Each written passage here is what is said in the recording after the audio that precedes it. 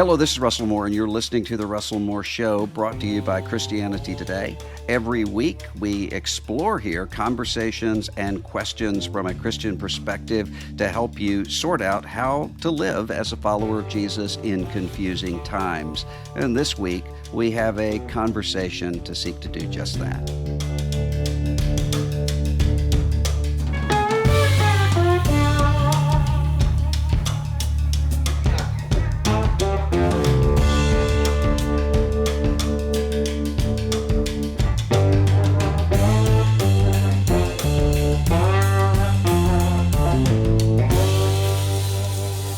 There is a new book out, and wow, it is one of those books that you think, this is going to change a lot of things. And it's an odd book for me to read because I think I may have mentioned this here before, but I don't ever read articles or books or anything that I'm in. It's just sort of a self-protective posture that I take. It makes it easier for me to forgive people who, maybe say nasty things about me. So I just don't read it. But I did read this. And so it was kind of a surreal experience, sort of reliving certain parts of the last 10 years in Evangelical America in a really, really amazing narrative storytelling and analysis form. The book is called The Kingdom, the Power, and the Glory: American Evangelicals in an Age of Extremism by Tim Alberta, who is writer for The Atlantic, previously wrote what most people consider the definitive work of analysis on the Trump era and the Republican Party, American Carnage. This one is looking specifically at what's going on in American evangelicalism. Tim Alberta, thanks so much for being with us today. Dr. Moore, thank you for having me, and thank you for the kind introduction. One of the moments that was kind of a mouth-open shock moment, but it wasn't for me reading this book just because you and I had already talked about it at one point, but is the moment early on, I think it's in the introduction, where you talk about being at your dad's funeral, pastor, really important influence on your life. I want to talk about that later on. And someone coming up to critique the things that you had been writing on Trump and Trumpism at your dad's funeral. And I've heard of that sort of thing happening several times over the past several years. How did we get here where that's considered okay? Where everything just sort of, the political is bleeding into everywhere, even places that never would have before been appropriate to have those kinds of fights? That's the question that I found myself wrestling with here, which was, listen, I think we all understood to varying degrees that politics had really invaded the church. I don't think, even seeing what I had seen and knowing what I knew, I was just not prepared for that sort of escalation. Dad's in a box 100 feet away. And if you've lived through that sort of unexpected family tragedy, you're sort of in a state of shock. Mm-hmm. I mean, you're processing and you feel like you're sort of floating and you haven't slept. And so for people to suddenly be kind of confronting me and wanting to litigate, Trump and MAGA and Rush Limbaugh and in my face.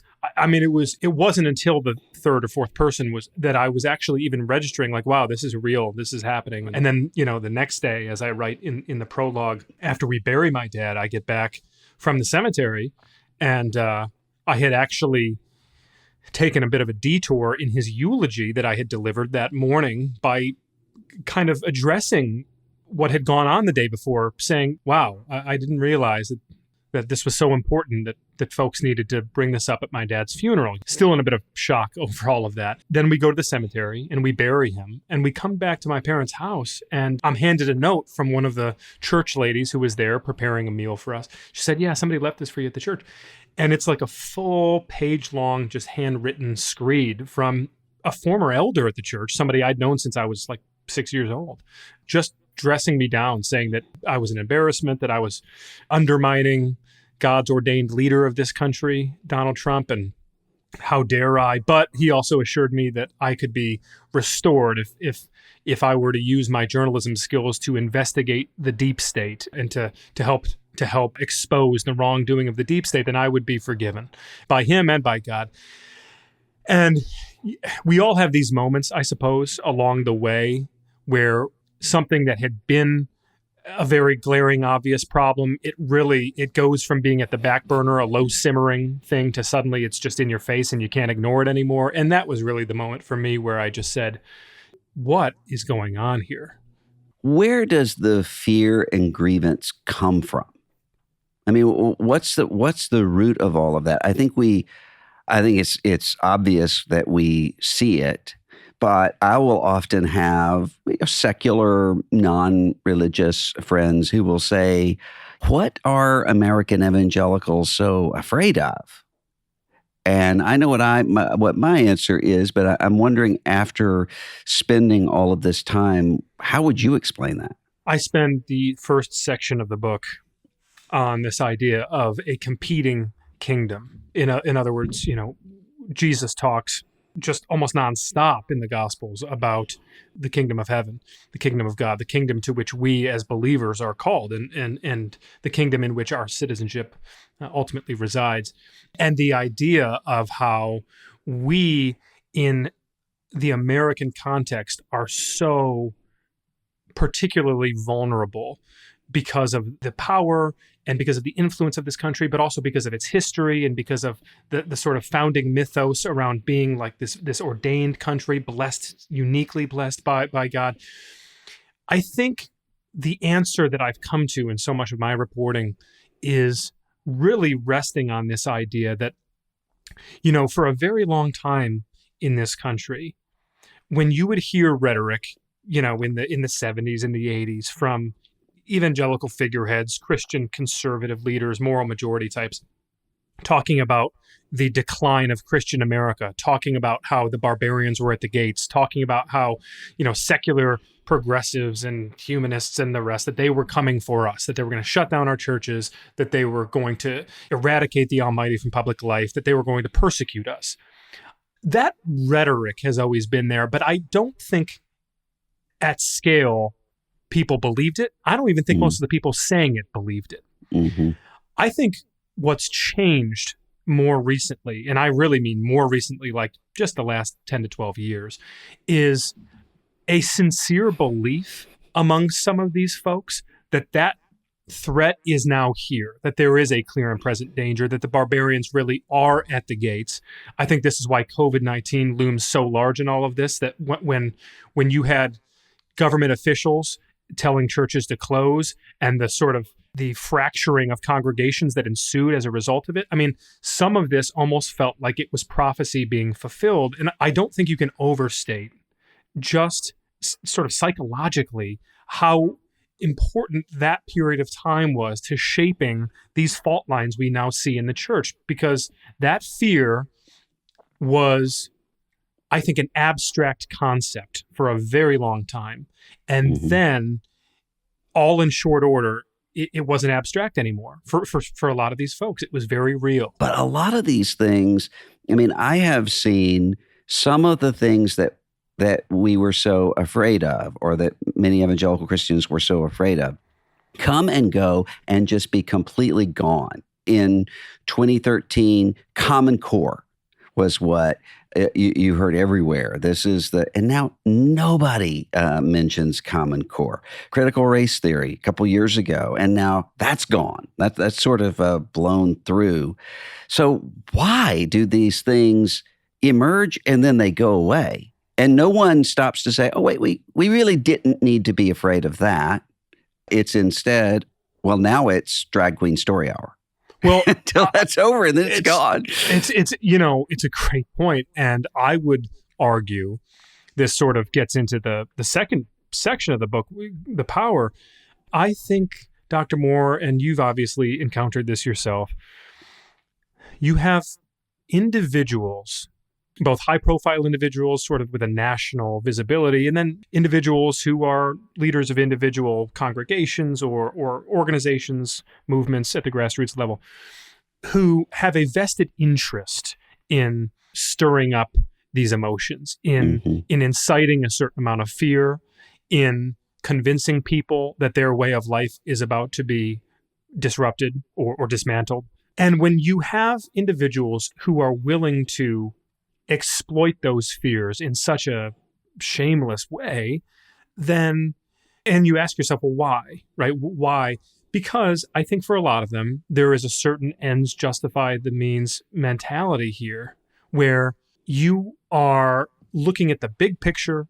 You see Christianity on the decline in America. You see secularism not only ascendant, but sort of working its way into every institution of public life. And you see the culture wars being lost. And you say, okay, whether it's Common Core, whether it's Obamacare, whether it's CRT, whether it's any of these things that you can grab onto, if you can use that issue, if you can use it as a motivator, if you can convince the masses, or at least the people in your immediate sphere of influence, that this poses a real threat and you can scare them, then they're going to donate money.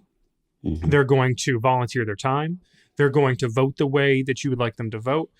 You know, I was having this amazing conversation going down memory lane with Cal Thomas, who had been the spokesman for Jerry Falwell Sr.'s Moral Majority. Mm-hmm. And Cal, of course, is a longtime syndicated columnist, brilliant writer. And Cal himself, many years ago, had a sort of road to Damascus moment where he just realized that what they were doing with the moral majority was wrong. Blinded by Might. Yeah. Blinded by Might was the book that he wrote, yes. And Cal and I were having a conversation about this. And he talked to me about how when they would send out fundraising emails for the moral majority, it was never to celebrate anything that had been achieved. It was never to out of encouragement. Yeah. It was never saying, "Oh, hey, here's how, here we really appreciate you. Here's how we're going to use this money." It was always, as a formula, it was fear. Fear is what works. You know, Randall Ballmer makes this argument that the myth is that evangelicals were mobilized by Roe v. Wade and reaction to Roe v. Wade. And his argument is that was never really what was going on. Instead, it was race. That the primary galvanizing issue was the Bob Jones IRS case, the segregation academies across the South, and protecting tax exemption from them. How do you see race playing into what's happened in the church? I go to great lengths early on to make plain that I'm talking here about my faith tradition. And my faith tradition isn't just evangelicalism. It's not just conservative evangelicalism. It is white conservative evangelicalism, which, I grew up in a town that was, my sense would be, if you dug up the Census Bureau statistics, probably at least 95% white. I'm overwhelmingly white. I think I had one or two black classmates in my high school. This is important to emphasize because when you look at even just the social science, forget about the anecdotal experiences. When you look at just the social science, black Christians are significantly less likely to even identify as evangelical. And then those who are, they have a whole different set of behavioral responses to certain things than do white evangelicals. So in a sense, if you were just to look at polling data across the board, Christians and non-Christians alike, you would see some of these pretty noticeable divergences along racial lines. But what's really interesting to me is that even in a church setting, even among believers who are theologically, and I would even say in many ways culturally aligned, you will still run into some of those same fault lines. And this is where questions of having multi-ethnic churches, you'll really, as you know better than most, you will really get some dander up among white evangelicals if you discuss the importance of being around believers who do not look like you and who do not have the same background as you, and talk about what every tribe and tongue really means and talk about what we are promised in heaven. I understand at a certain level the sort of reflexive, almost bitterness that you will elicit when having that conversation with some white Christians who believe that they are being caricatured, that they're being cast as racist just because they happen to come from that's not what we're doing here, and that's not what we're discussing. But when you come to questions of racial reconciliation in the church, it's impossible to ignore, to say this as plainly as I can, it's impossible to ignore the kinds of conversations you have in multi-ethnic congregations versus the conversations that take place in all white congregations. And that's not something that Christians, regardless of where you go to church or whom you worship with, that's not something that Christians can ignore, because that is a schism that threatens the very soul of the church itself. When I look at some of the people that I have worked with for years and years and years, when it comes to racial justice, racial reconciliation, multi-ethnic congregations, the people who right now are the most resistant to the idea of multi-ethnic congregations are Black and brown evangelicals who previously would have been working for that. Yes. But who now say, with what we have seen over the past several years, that is the expectation is not genuinely multi-ethnic. It is a white congregation in terms of power, but a multi-ethnic congregation in terms of makeup. And as one really active Black evangelical in these areas said to me one time, the place that actually is safe and can drive things forward is the Black church. And he said, I never would have said that before, because it sounds like I'm saying we need the segregated hour of 11 a.m. on Sunday morning. But he says it's almost as though from 2016 on, we've seen something that revealed, oh, wait, this isn't what we thought it was. I mean, are you seeing that same dynamic at work? Yes. In fact, I've had almost identical conversations. And I think that there is a cyclical nature to this. At least maybe I hope that there is. In other words, some of these folks you are mentioning who were very much invested in the idea of growing the multi-ethnic church 10 years ago have been, I think, bitten by it and feel almost betrayed in a sense by what they had put into those efforts and ultimately what it yielded in return. And so they are, in a sense now, going back to if you want to call it a safer space. But there's just, I think, for too many of these people, a hurt and a feeling that they were willing to put themselves out there. They were willing to invest in a solution or at least try something to address what for many churches is still this massive elephant in the room. And all they got for it was pain and heartache and division. And there are a lot of these folks, as you well know, who you can only take so much before you say, I just want my Sunday mornings to be about worship again. Right. Right. I can't deal with the rest of it. You have a scene in this book. I mean, there are several that are just wow. But one of them is in the office of Robert Jeffress, the pastor of the First Baptist Church of Dallas, in which there's what you refer to as a shrine to Donald Trump in his office. And it's a kind of a humorous thing. What strikes me about that is not just in that account, but also if you look at, as a ancestral and lifelong Southern Baptist, the place of First Baptist Church of Dallas, Texas. I mean, George Truett, one of the monumental figures theologically and in every other way in Baptist life. And then W.A. Criswell, who shaped preaching for an entire generation in Southern Baptist life. And now you have a really partisan identified congregation, whether you like it or not, in the most, sometimes, I don't know what the word is. I want to say cartoonish, but that's value laden in the most striking sense, is kind of that trajectory of First Baptist Dallas toward partisan identity. Is that what we're seeing sort of across all of the denominations and across all different kinds of churches? Or is there something specific to megachurch life in a particular vein? Well, I do think that there's something about the megachurch and the branding of a megachurch that's unique.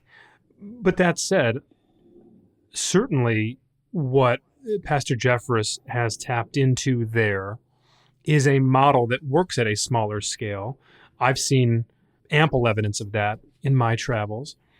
I actually think of it in somewhat similar terms to the political realignment we've lived through here. I think, broadly speaking, over the last 30 years, but even more specifically over the last 6 to 8 years, in which if you are to look at a voter's income and the question of whether or not they have a college degree and what kind of car they drive, and you look at just a couple of sort of basic demographic or consumer indicators, then you have a very good predictive ability to say how they vote.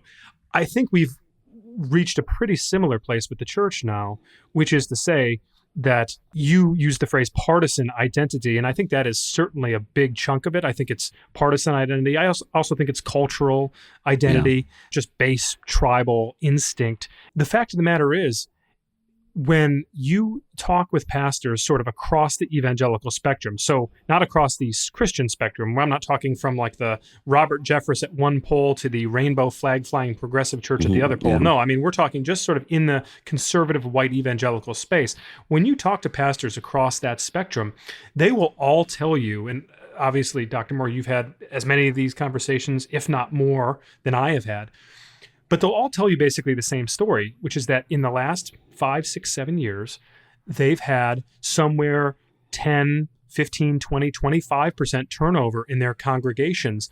And in some cases, there's been a backfill and people have come in. In other cases, nobody else has come in. But the end result, pretty much across the board, has been homogeneity. There is a homogenizing effect in these churches, because the question for a lot of congregants who are leaving one church looking for another one is very simply not even the question of, do they get into politics on a Sunday morning or not? Do they engage? It's more so, do they agree with me? Is this a place where we're all going to be thinking the same things, rowing in the same direction politically? You have a place in the book where you're talking to Greg Locke, a figure who for a lot of people I think just sort of came out of nowhere in the Trump era, but is a massive force in a certain kind of evangelical Pentecostal life. And I don't know if I'm reading this right, but it sounded to me like in talking to you, he was almost regretful and a little embarrassed about how hardcore he had become, and it seemed almost like trying to find a way to walk it back, which of course didn't end up happening, but it certainly seemed like that's where he wanted to go. Was I reading that right in getting that vibe? You were. It was a fascinating conversation. I've done this for a while. I've interviewed a lot of people, and I usually have a very good sense going in of what kind of conversation I'm going to have. And this one just floored me, really, because he was almost embarrassed, as you said, but really you almost sensed beyond the embarrassment and beyond even a certain amount of shame, I would say, as I would read back certain things that he had said, and he would kind of downplay them and say, oh, I'm in a different place now. And he had admitted to going overboard in certain areas. But then more substantively, what I found fascinating was that there was almost this wink and nod happening as we talked. In other words, he would say, for instance, I don't even like guns. This idea that we're going to be violent, that's crazy, right? Or QAnon is, these guys are crazy. I don't want the QAnon people in my church. Or he would say, Christian nationalism, that's a contradiction in terms. I'm not a Christian nationalist, right? Things that he would never say to his own congregation, things that he would never say at Michael Flynn's Reawaken America tour. But things that, as I pressed him on his own belief system and his pattern of behavior, that he was sort of backing off, but then almost in the same breath would realize that he was backing off and see how that could be perceived as weakness or whatever, and then kind of come back and double down on it. But in doubling down, would sort of deliver that wink and nod like, hey, pal, like you're sophisticated enough to know where I really stand on this. But in order to keep up appearances, I need to at least hold. So, and that happened over and over again, where he would say, somebody's trying to get me to go down to Mar-a-Lago next weekend, and I'm not going. I'm done with it. I'm done with all that politics junk. I just want to pastor my people. The QAnon thing, that's crazy. I'm done flirting with that. And then 5 minutes later, he'd be back talking about QAnon. And then a week later, he'd be at some conference somewhere calling Tom Hanks a pedophile on stage and saying that Oprah Winfrey, we know what you're doing.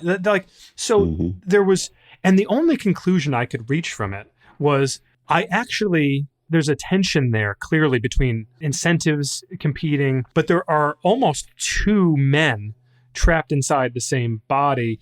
And what I was really struck by was the impression I had of Locke from afar had been of kind of just somebody who's unhinged, just kind of a total loose cannon, somebody who couldn't be reasoned with and who didn't know better. In fact, I walked away from it completely convinced that he does know better, that he's actually a very smart guy, and that he's made a conscious decision to go in this direction because of the rewards in terms of fame, in terms of attendance, in terms of influence, in terms of money. He has built a small empire out there with this model, crazy as a church growth strategy, as I think our friend David French has said. And once that model proves as effective as it proves, one is, I think, prone to carry on with it. But what was so interesting about our conversation is as I kept pressing him on it, it was so clear how uncomfortable he was and how, I think in many ways, almost how remorseful he was. And you just have to wonder whether it's with the Robert Jefferses of the world, who occupy a bit of a different space, obviously, or the Greg Locks of the world, whether there will be ever that sort of public-facing contrition, if they might get to a place where they say, boy, I've done some damage here, and I really need to repent of it. Well, one of the figures that I think is most explanatory of the whole thing is not even an evangelical, and that's Glenn Beck. If you think of where Glenn Beck was in the birther controversy and in the Restoring Honor rally in 2010 and so forth, and then in 2016, National Review did an issue with 22 of us on the right who were against Trump. That was the title. Glenn Beck was one of them. And then later went to the New York Times Magazine and said, I'm sorry for all that. I was flaming all of this. I was too polarizing. I lost sight of myself, and I'm going to be a different person from now on. And now he's Glenn Beck again. I mean, there's Amanda Ripley wrote about this somewhere and said the incentive structures are so great that it just takes a certain kind of almost superhuman will to resist it. A superhuman will to resist it, and a certain degree of shamelessness, if we can just say it plainly. I think, I remember a member of Congress, Justin Amash, former member of Congress, saying to me at one point during Trump's presidency, he said, Trump's real superpower is he has no shame. Most politicians that I've been around, and this is the former congressman telling me this, he said, most politicians I've been around, even when they tell a bald-faced lie, they kind of feel guilty about it, and they feel a little bit gross about it, and they feel the need to maybe come back and hedge or even just apologize or whatever. He said, Trump really does have a superpower politically because he doesn't feel that shame. He never feels that pressure to try to right what he's done wrong.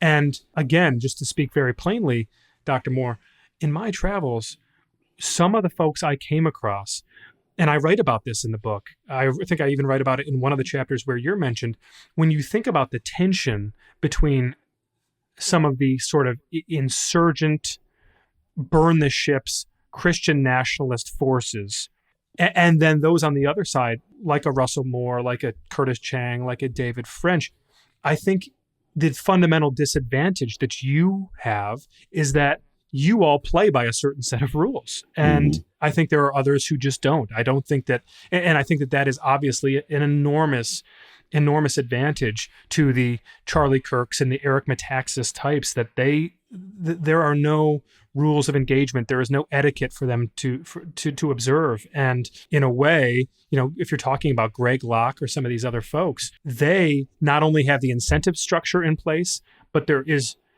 there is absolutely no disincentive. They don't see themselves suffering reputationally in their orbits or materially or otherwise by doing the things that they do. Well, and I think also relational networks.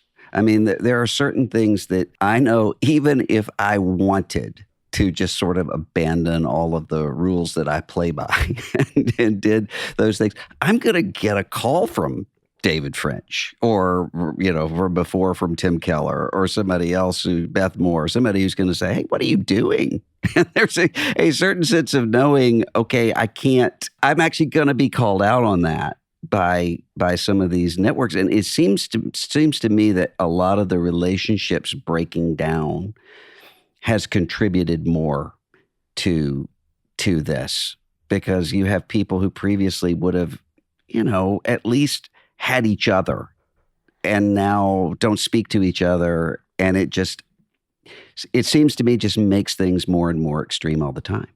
Do you think, when you look at, I don't think people really pay attention, especially in the church world, to just how big the relational fracturing piece of it has been psychologically, spiritually, ecclesially, and so forth. And I think there was a time when a lot of us were coming down on different sides in 2016, there was an assumption, okay, we disagree on this, but ultimately that'll all be repaired and we'll go on together. And now it doesn't seem that way. I think of somebody that has been monumentally important in my own life who now, doesn't speak to me and who's become a Christian nationalist and owns the term and all kinds of other things. But I miss him. I really do. I miss the person he was. And about 5 times a day, something will come to mind that's kind of funny. I want to call him or text him and realize, oh, wait, he doesn't speak to me anymore. And there's a sense of, do you think that with the way things are being sifted out now and sorted and resorted, is there another sorting to come? Is this just sort of the permanent state now, or do you see kind of a coming back together, at least in some areas of American evangelicalism? I really am hopeful. And of course, we are always hopeful because at the end of the day, God is sovereign over these things. And I'm not, as my dad used to like to say, God doesn't bite his fingernails, and I'm not going to either, or at least I'm going to try not to. But I genuinely am hopeful. And I know that you've experienced this same thing, Dr. Moore. When you spend time with the younger generation, yeah, they really do look at all of this completely differently. Yeah. There's no overstating it. And I talk about this a few times throughout the book. One of the instances that was so striking to me was when you were speaking to a group of young people in Washington at the American Enterprise Institute. Mm-hmm. And one of the real essential differences I've noticed, generationally speaking, is for my parents' generation, whenever there were discussions about sort of what's wrong in the Christian world and where the tensions are, where the fears are, it was always external. It was always something's coming for us, right? And how do we fortify our defenses? How do we stand up to and ultimately defeat the other side? The younger generation, it's completely the opposite. It is all internal. So when you were speaking to that group in Washington, question after question after question after question, I don't know if you had noticed this at the time, but I was in the back of the room there with you taking notes, and there must have been a dozen questions, and all of them were inward focused. How did we get this so wrong? What can we do to repair this? What do you say to a fellow believer who's in this situation? In other words, I think that there is among these, the children of the moral majority, as I like to call them, and I would count myself among the children of the moral majority, I think they have really internalized this and are really determined that before we can even think about addressing what's gone wrong with the rest of the world, we have to address what's gone wrong within our world. We're headed into a 2024 presidential election. And one of the things that I hear all the time from church people, pastors, leaders, and other ways, even the ones who don't agree with me on Trump, kind of Trump supporting sort of people, is, oh man, what is going to happen when you look at not just all the divisions and the fracturing, but the potential for violence more than what we have ever seen as a country. I know you're not a psychic or a prophet, but as you look forward to 2024, having spent all of this time both in the American Carnage work on the political side of things and now in the Kingdom, the Power, and the Glory on the evangelical side of it, what are we looking at in 2024? I would just say that it could get real dark real fast. I wish I had a sunnier outlook on this. I wish I could see my way to a set of circumstances that avoid the potential of real civic unrest at a scale that we didn't see during Trump's first term. But we're now barreling towards a Trump-Biden rematch. And if all the polling, not just the national polling, but all the state level and district level polling, I mean, there's a reason that I wrote a few weeks ago about this complete meltdown that Democrats are having.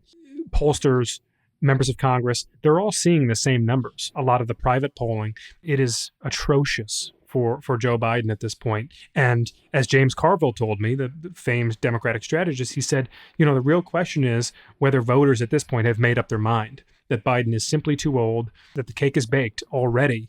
And he told me that he thinks it is, that voters have made up their mind. And if that's the case, then I think we are almost surely looking at a second Trump presidency.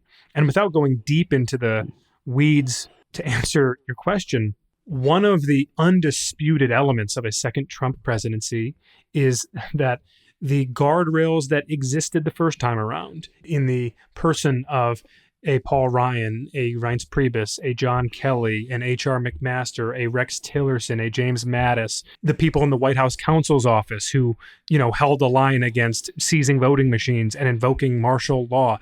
Those people are gone. They are gone. The only folks around a President Donald J. Trump in his second term are the true believers and the folks for whom there is no pushing too far. And it's difficult to consider that whole set of circumstances and think about the personnel and think about what the incentive structures are and think about what Trump has said. Even just recently, he said the other day in New Hampshire that he would like to impose a religious test to only let Christians into the country, right? That sort of thing. We've become totally desensitized to it. To your point earlier, it's almost, the prophet Jeremiah said that they'd forgotten how to blush. I mean, we have forgotten how to blush. There's just no.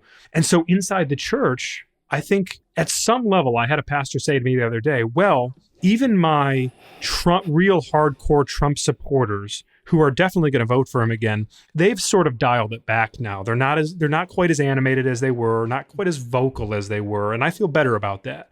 And I said, yeah, but we're in an odd numbered year right now. The closer we get to election day, what happens then? And then if he wins and he's opening new fronts in the culture war, as it were, and suddenly if things really start to escalate, what does that do inside of a church congregation? What does it do for neighbors, believers? I told you I'd give you the short version, but I lose some sleep over it. I really do, because my sense is that just as we underestimated what that first term could look like, as you said, just as we underestimated what could happen in the 2 months between November 3rd and January 6th, my fear is that we are really dramatically underestimating how ugly things could get in a second Trump term. And specifically, I think in faith communities that have already been so fractured and who, a lot of us want to tell ourselves that the worst is over and that it can't get any worse than it was.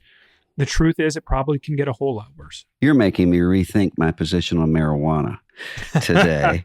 One last question, though. I've kept you longer than I told you I would, so I'm sorry about that. But one last question. I think that this book, as I said, brilliant analysis of sociologically, culturally, politically, everything else. But one of the things that's also true about this book is in the background, there's a story of fathers and sons I mean, I think that from the very beginning, sort of reflecting on your dad and the ministry that he had and how he has shaped your thought.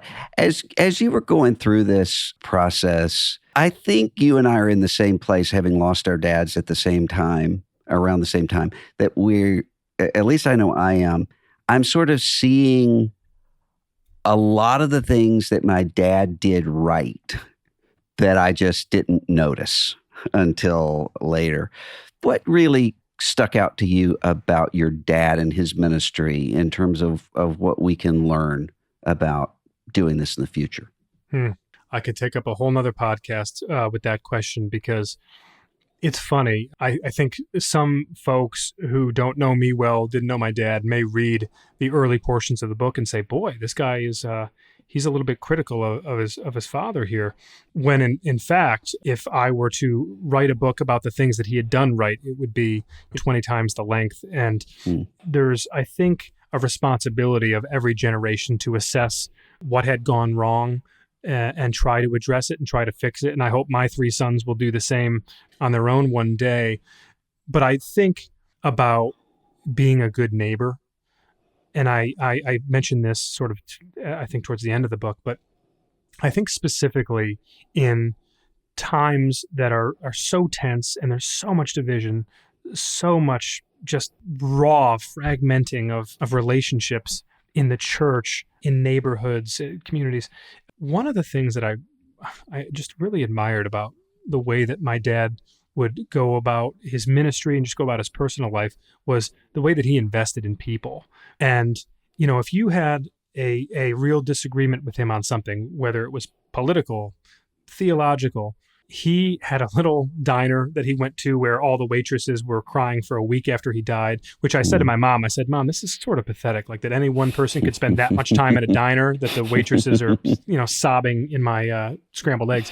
But he'd take the person to breakfast, take him to lunch, and he would just sit with you and talk and listen to everything you said. And they say, yeah, you know, you may not have convinced me, but that's smart. You got a point there. Hey, can I pray for you? What's going on with your kids? In other words, there was no disagreement.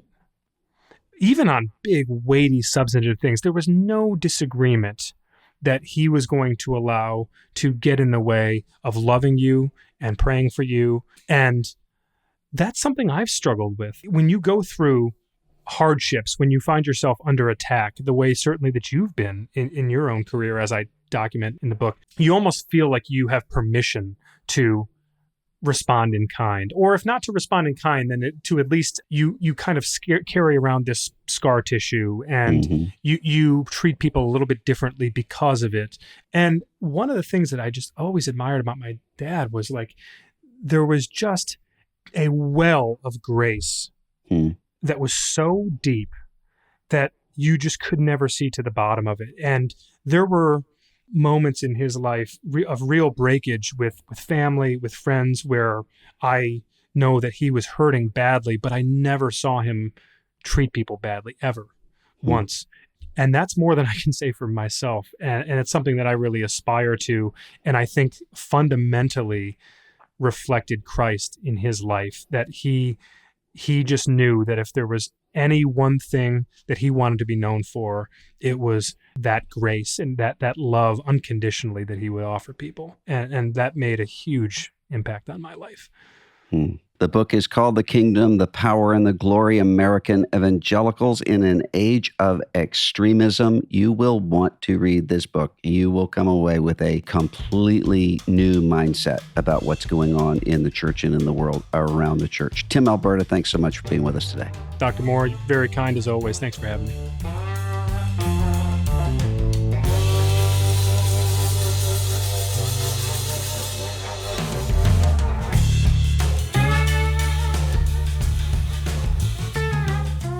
The Russell Moore Show is a production of Christianity Today.